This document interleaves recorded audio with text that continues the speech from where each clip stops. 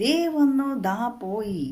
Social മീഡിയയുടെ ഒരു പവറേ. ഇപ്പം ദേ ഈയിടെ കൂണ് പോലെ മുളച്ച ഒരു പാർട്ടിയെ പറ്റിയാണ് ഞാൻ ഉദ്ദേശിച്ചത്.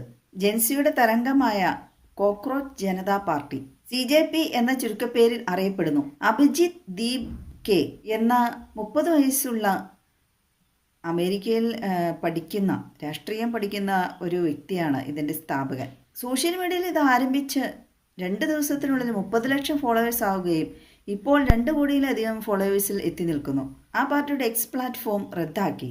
അഭിജിത്ത് ദീപ്കയ്ക്ക് വധഭീഷണിയുണ്ട്, ആരും അദ്ദേഹത്തിന് ഇൻസ്റ്റഗ്രാം അക്കൗണ്ട് ഹാക്ക് ചെയ്തു എന്നൊക്കെ പറഞ്ഞ് വാർത്തകളിൽ കണ്ടു. ഇന്ത്യയുടെ ചീഫ് ജസ്റ്റിസായ സൂര്യകാന്ത് സാർ ഒരു വിവാദ പ്രസ്താവന ഇറക്കി. അതായത് അദ്ദേഹം ഇറക്കിയ പ്രസ്താവന വിവാദമായി എന്ന് പറയാം. ഇന്ത്യയിലെ തൊഴിലില്ലാത്ത ജനങ്ങളെ, യുവാക്കളെ, പ്രത്യേകിച്ച് അവർക്കാണല്ലോ ഇപ്പോൾ തൊഴിൽ രഹിതരായിട്ട് നടക്കുന്നത്. വിദ്യാഭ്യാസം എല്ലാവർക്കും ധാരാളമുണ്ട്. അതുകൊണ്ട് അവനവൻ പഠിച്ച വൈറ്റ് കോളർ ജോബ് മാത്രമേ ചെയ്യൂ എന്ന് തീരുമാനിച്ചിട്ടുണ്ടെങ്കിൽ തൊഴിലില്ലായ്മ രൂക്ഷമാകും. ഇതിനെതിരെ അദ്ദേഹം പാറ്റകളോട് ഇപ്പോഴത്തെ യുവാക്കളെ, തൊഴിലില്ലാത്തവരെ ഉപമിച്ചു. പാരസൈറ്റ്, തിൽക്കണ്ണി എന്ന് പച്ച മലയാളത്തിൽ പേരായി, അതിനോടും കൂടി ഉപമിച്ചു എന്നാണ്. പാറ്റകളോട് ഉപമിക്കാൻ കാരണം പാറ്റകൾ ഇങ്ങനെ പെറ്റുവരി കണ്ടമാനം ഉണ്ടാകും. പിന്നെ ഈ പാറ്റ ഒരു മരണമില്ലാത്ത ജീവിയാണ് കേട്ടോ. ഹിറ്റടിക്കാതെന്നൊക്കെ പറയും. അത് ചിലപ്പോൾ ബോധം കിട്ടുവാനേ സാധ്യതയുള്ളൂ.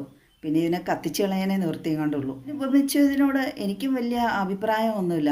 രാജ്യത്തിലെ ജനങ്ങളെ സപ്പോർട്ട് ചെയ്ത് സംസാരിക്കേണ്ട ഒരു നിയമാധികാരി തന്നെയാണ്. പക്ഷേ ഇത് കേട്ട പാതി കേൾക്കാത്ത പാതി ജൻസി ഇത് ഏറ്റെടുത്തു. അതായത് അഭിജിത്ത് സോഷ്യൽ മീഡിയ പ്ലാറ്റ്ഫോമിലൂടെ ഇത് വളരെയധികം വ്യാപകമാക്കി പ്രചരിപ്പിച്ചു. ഉടൻ തന്നെ ഒരു പാർട്ടി രൂപീകരിച്ചു. അതിൽ അംഗത്വം എടുക്കാൻ 5 നിബന്ധനകളാണ് വെച്ചത്. അതിൽ എന്നെ ഏറ്റവും കോമിക്കായിട്ട് എനിക്ക് തോന്നിയത് 11 മണിക്കൂറെങ്കിലും സോഷ്യൽ മീഡിയയിൽ സജീവമായിരിക്കണം എന്നാണ്. എന്നെ അതിനേക്കാളേറെ അത്ഭുതപ്പെടുത്തിയത് 2 കോടി പേർ ഫോളോ ചെയ്തു ഈ പാർട്ടി എന്ന് പറയുമ്പോൾ 11 മണിക്കൂറും നമ്മൾ പച്ച മലയാളത്തിൽ പറഞ്ഞ ഈ സോഷ്യൽ മീഡിയയിൽ തന്നെ പെറ്റുകിടക്കുന്ന ആൾക്കാരാണോ? നമ്മുടെ ജസ്റ്റിസ് യുവജനങ്ങളെ ഒന്ന് ചൊടിപ്പിച്ചതാണ് എന്ന് തോന്നി. ഡിയന്മാരായിട്ട് ഉപമിച്ചേക്കുവാണ് അവരെ. പിന്നെ മാധ്യമ പ്രവർത്തകരെയും വിവരാവകാശമായിട്ട് ബന്ധപ്പെട്ടവരെയൊക്കെ അദ്ദേഹം ഈ രീതിയിലാണ് ഉപമിച്ചിരിക്കുന്നത്. അത് അദ്ദേഹം ബുദ്ധിപരമായി, നമ്മൾ പറയണ രാജതന്ത്രം പ്രയോഗിച്ചാണ് എന്ന് പറയപ്പെടുന്നു. അദ്ദേഹം ആത്മീയതയെ ഇതിലൂടെ, ഈ സോഷ്യൽ മീഡിയ പ്ലാറ്റ്ഫോമിലൂടെ അതൊക്കെ പറഞ്ഞ് മടിയന്മാരായിരിക്കുകയാണ് എന്നൊക്കെയാണ് പറഞ്ഞത് യുവജനങ്ങൾ. ഒരു കണക്കിന് അത് ശരിയാണ്.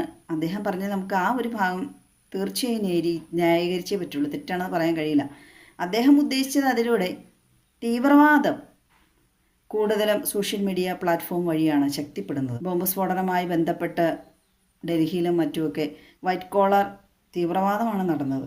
അതിനെതിരെയൊക്കെയാണ് അദ്ദേഹം സംസാരിച്ചത്. അതിന് ഫലമുണ്ടായി. സർക്കാരിനെതിരായി പ്രവർത്തിക്കുന്നവർ തലപൊക്കി പെട്ടെന്ന്. അഭിജിത്ത് അങ്ങനെയാണോ എന്ന് നമുക്ക് നിശ്ചയമല്ല. എങ്കിലും കേന്ദ്ര മുന്നറിയിപ്പ് അങ്ങനെയാണ്. ഈ പാർട്ടി ഒരു ശരിയായ പാർട്ടിയായിട്ട് പറയുന്നില്ല. നമ്മുടെ സർക്കാരിനെതിരെയാണ് പുതിയൊരു പാർട്ടി രൂപീകരിക്കുക, ഭരണാധികാരികൾക്കെതിരെ സംസാരിക്കുക, പ്രവർത്തിക്കുക എന്നുള്ളതൊന്നും അവർ ചിന്തിക്കുന്നില്ല. പാർട്ടിയുടെ നിബന്ധനകൾ നെഗറ്റീവ്, നമ്മൾ പബ്ലിസിറ്റിയിലൂടെയാണ് ഇപ്പോൾ കൂടുതലും ശ്രദ്ധ കിടുന്നതല്ലോ പല കാര്യങ്ങളും.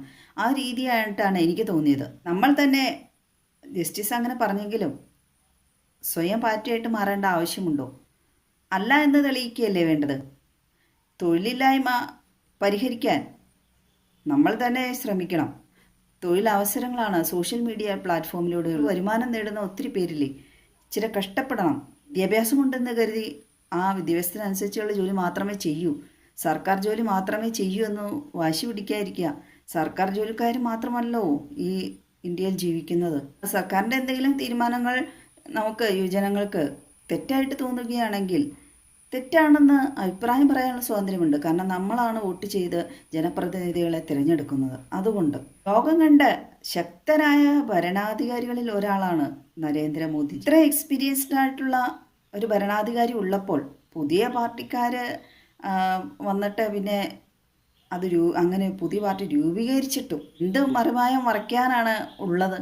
തൊഴിലില്ലായ്മ എന്നത് വലിയൊരു കുറവായിട്ട് തന്നെയാണ്. എങ്കിലും അത് പൂർണ്ണമായി പരിഹരിക്കാൻ കഴിയുമെന്നാണോ ഇതുപോലെ പുതിയ ആളുകൾ വിചാരിക്കുന്നത്? പിന്നെ ഇപ്പോഴുള്ള ജൻസി ഈ രാഷ്ട്രീയമായിട്ടോ അങ്ങനെയുള്ള കാര്യങ്ങളിലൊന്നും വലിയ ബോധം ഉള്ള ആൾക്കാരല്ല. ബോധവൽക്കരണം ലഭിച്ചിട്ടില്ലാത്ത ആളുകളാണ്. ചെയ്യാൻ പോലും പോകാത്ത കുട്ടികളാണ്. തൊഴിലില്ലായ്മയ്ക്ക് എന്തെല്ലാം സ്വയം തൊഴിൽ കണ്ടെത്താൻ എന്തെല്ലാം സ്കീമുകളുണ്ട്. ഇതെല്ലാം യുവജനങ്ങൾ സ്വീകരിക്കുകയാണെങ്കിൽ പരിധിവരെ തൊഴിലില്ലായ്മ മാറ്റിയെടുക്കാൻ സാധിക്കും. അല്ലാതെ തൊഴിലില്ലായ്മ ഒരു അലങ്കാരമായി കൊണ്ടു നടക്കാതിരിക്കുക. ജെൻസിയെ പൂർണ്ണമായും കുറ്റപ്പെടുത്തുന്നതല്ല. ഞാനും ജെൻസിയുടെ മാതാവാണ്. പിന്നെ ഈ അഭിജിത്ത് ദീപികയുടെ മാതാപിതാക്കളിലും അവരുടെ ഇൻ്റർവ്യൂവിൽ പറഞ്ഞിട്ടുണ്ട്, വാർത്തകളിൽ, അവർക്ക് ഒട്ടും താല്പര്യമില്ല മകനെ രാഷ്ട്രീയത്തിലേക്ക് അയക്കാൻ. ഇദ്ദേഹം നേരത്തെ ആദ്മി പാർട്ടിയുടെ ഒരു പ്രധാനപ്പെട്ട ആൾ തന്നെയായിരുന്നു. അവരുടെ ഒരു ചരടുവലിയാണ് ഇത്തരത്തിലുള്ള ഒരു നീക്കം എന്നൊക്കെ പറയപ്പെടുന്നു. പുതിയ തലമുറ കാള വിറ്റു എന്ന് കേൾക്കുമ്പോൾ കയറെടുക്കാതിരിക്കുക. കുറച്ചെങ്കിലും വിവേകബുദ്ധി വേണം. ഈ കോക്രോച്ച് ജനതാ പാർട്ടി രൂപീകരിച്ച ആള് ഇന്ത്യയിൽ ഇല്ല എന്ന് തന്നെ ഓർക്കണം. അങ്ങ് വിദേശത്ത് അമേരിക്കയിൽ ഇരുന്നാണ് അദ്ദേഹം ഇതെല്ലാം പ്രവർത്തിപ്പിക്കുന്നത്. ഇവിടെ എന്തെങ്കിലും കലാപോ എന്തെങ്കിലും സംഭവിച്ചോ, ഇവിടെ എന്ത് നടന്നാലും അദ്ദേഹത്തിന് ഒരു പോറൽ പോലും ഏൽക്കൂല. ഇപ്പോൾ അഭിജിത്ത് വാർത്തകളിൽ വന്ന ഒരു കുറ്റബോധം പോലെ പറയാൻ കാരണം, ഈയിടെ കർണാടകയിൽ ഈ അദ്ദേഹം രൂപീകരിച്ച പാർട്ടിക്കാർ പ്രതിഷേധ സൂചകമായി വലിയ കലാപം പോലെ എന്തോ ആഹ്വാനം ചെയ്തിട്ടുണ്ടായിരുന്നു. അത് അദ്ദേഹം അറിഞ്ഞുകൊണ്ടല്ല, പശ്ചാത്തപിച്ചുകൊണ്ടാണ് അദ്ദേഹം ഇപ്പോൾ വാർത്തകളിലൊക്കെ സംസാരിച്ചത്. അപ്പോൾ വലിയ വീമ്പിളക്കി ഇദ്ദേഹത്തിൻ്റെ കൂടെ വലിയ എന്തോ ആണെന്നും പറഞ്ഞുകൊണ്ട് ഇദ്ദേഹത്തിൻ്റെ പാർട്ടിയിൽ അംഗത്വം എടുത്ത ആളുകളൊക്കെ ആരായി?